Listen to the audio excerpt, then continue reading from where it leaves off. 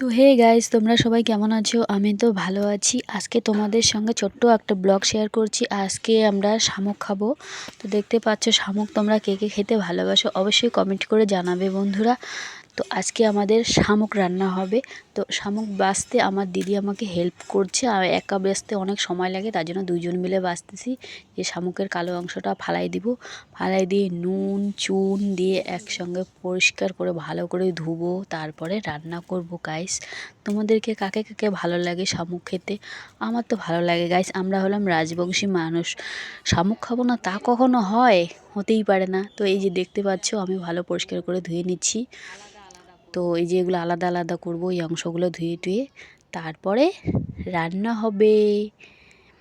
আলু দিয়ে মাখা মাখা করে রান্না হবে গাইস। তোমাদের সঙ্গে সবটুকু শেয়ার করতে পারবো না, এইটুকু শেয়ার করলাম। দেখতে পাচ্ছ কত সুন্দর পরিষ্কার করে ধুয়ে নিয়েছি, একদম চকচক করছে। তো এগুলো রান্না হবে গাইস। তো তোমরা কে কে খেতে ভালোবাসো অবশ্যই কমেন্ট করে জানিও। Tata guys.